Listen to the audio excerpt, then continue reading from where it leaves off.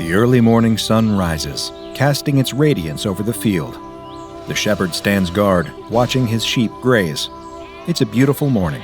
The sheep are quiet, and his loyal dog is at his side. But the shepherd is perturbed. He is certain that there are sheep missing. He wanders through the field, counting the sheep off one by one, but no matter how many times he counts, he simply cannot make the numbers gel. There are definitely 5 sheep missing. How is this even possible? His family has been in the sheep herding business for generations. They survive on the money that they make from shearing, selling, and spinning the wool from these sheep.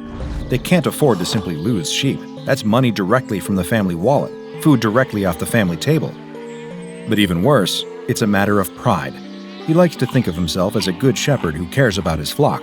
Losing a single sheep is a failure of his responsibility to his charges, and he can't stand it. He knows that if he returns to the farm without those 5 missing sheep, he's going to be in big trouble. He's already thinking about the lecture he's going to get from his father, and that's if he's lucky. 1 missing sheep might be forgiven, but 5? He'll be lucky if his family doesn't throw him out of the house for his failure. It's imperative that he find them and bring them back. He pats the head of his trusty sheepdog. Every shepherd, of course, has a sheepdog to help them keep their flock safe. His dog has been with him for many years, and she has never failed in the past. She keeps watch over the flock as if they were her own puppies, so the shepherd thinks it very strange that his dog didn't bark to sound the alarm when the missing sheep started to wander off. Could something more sinister be at play here?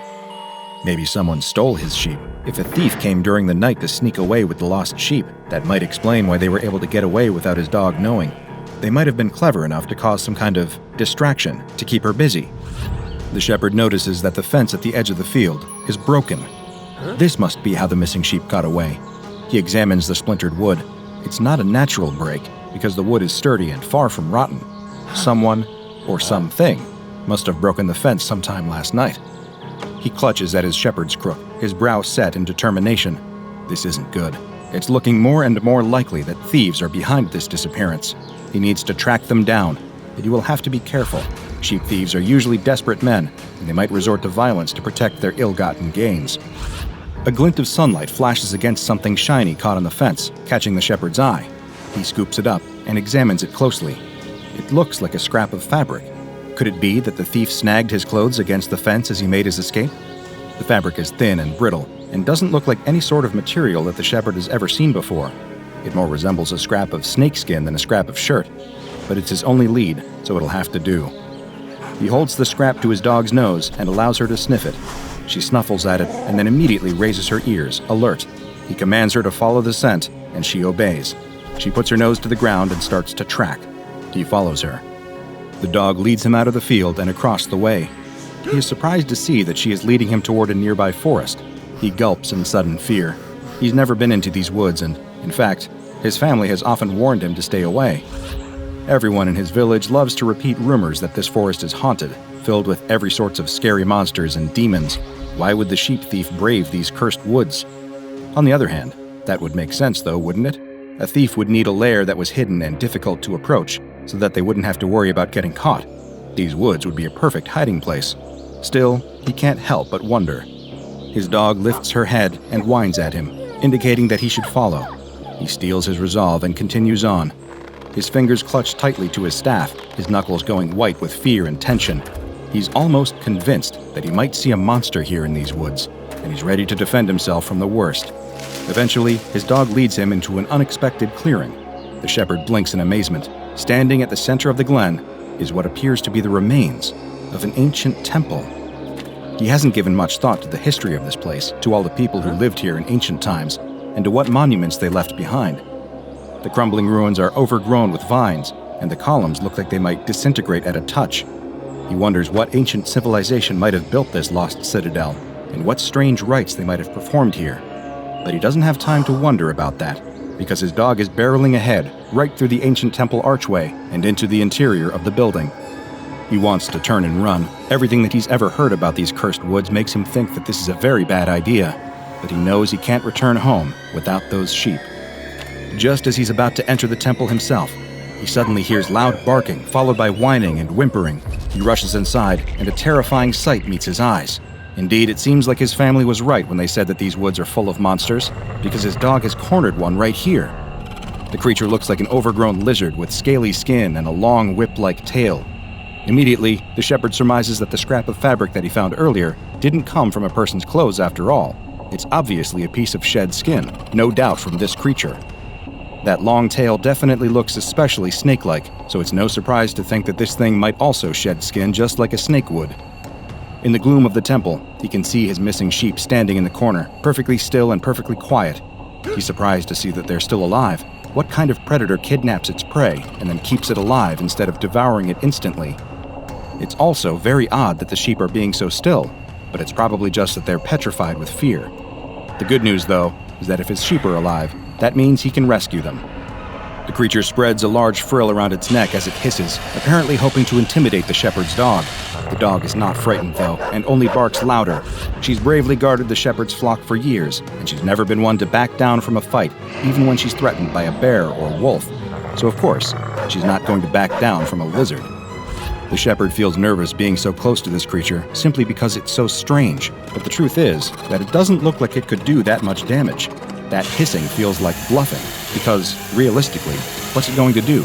Bite? The shepherd is no expert, but he's never heard of a venomous lizard. He steps forward to get a better look, and the creature tenses. It's obviously nervous.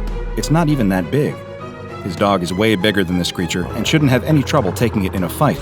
He's seen his dog fight off rats bigger than this lizard. The creature spreads its frill again and hisses even more sharply, but that only makes the shepherd even more confident in his assessment. It's trying to look bigger than it really is, he realizes. It's trying to intimidate him. Well, that's not going to work. But then, to his astonishment, his dog stops. The dog and the creature stare at one another so intently that the shepherd thinks they are actually gazing into each other's eyes. After holding its gaze for a beat, the dog suddenly collapses. The shepherd yelps in fear and confusion. His first instinct is to run to his dog to see if she's hurt, but suddenly, the creature turns its gaze on him. He stands frozen. The creature's eyes almost seem to cast a spell on him, and he feels mesmerized, unable to move or even to think. All his thoughts drain away, and the whole world starts to fade. Nothing is real except those two malevolent red eyes. The shepherd is absolutely paralyzed. It's not just terror. He finds that he can't move a muscle. He can only watch as the strange reptile approaches his frozen dog and suddenly bites her on her exposed flank. It lashes out like a snake would when it injects venom into a victim. The shepherd was sure that there weren't any venomous lizards in this area, but now he's not so sure when he's watching this scenario play out. He expects his dog might start to convulse or spasm if she's been poisoned, but she remains completely still. Suddenly, he sees something so shocking that he's certain he must be losing his mind. Could it be? The area around the bite is starting to change color, becoming a dull gray. But as he watches, he realizes to his horror that he's not just watching a color change. This is something more. His dog is slowly petrifying, hardening, her fur stiffening into stone. She is literally turning into a statue right before his eyes. He can't move, but his eyes flick to the corner of the room where his sheep are still standing. Now he understands. It was hard to tell before, because of the darkness and also because the very idea was so preposterous that it didn't even occur to him. But the reason that the sheep were so still and quiet was because they weren't sheep anymore. They were mere statues. Somehow, this creature was able to turn things to stone with the force of its venom. He wants to scream, he wants to yell, he wants to break free and run away, but he's powerless to move. Fear wells up inside him as he sees the creature turn its attention from his rapidly petrifying dog and start to move toward him. It hisses again and strikes out, sinking sharp, needle-like teeth into his leg. The shepherd is so frozen that he can't scream, not even at the unbelievable pain as those teeth sink deep into his flesh. But the pain doesn't stop when the creature retracts its teeth. He can feel the pain spreading outward from the site of the bite, spreading down his shins and up his legs, through his whole body. His body is hardening fast, making it hard to breathe and impossible to move. But even as he turns into a statue, he can still see everything around him, still sense the presence of the creature, still think. His thoughts aren't affected at all, other than being nearly out of his mind with terror. What could be next? The shepherd is frightened, but all he can do is wait. He's not sure how long he waits, because time has no meaning here. In the gloom of this ancient temple, he's not sure if it's day or night. He idly wonders if this temple was built for this monster, by people who worshipped it for its great and terrible power, or by people who feared it, and hoped that maybe this temple would keep it contained.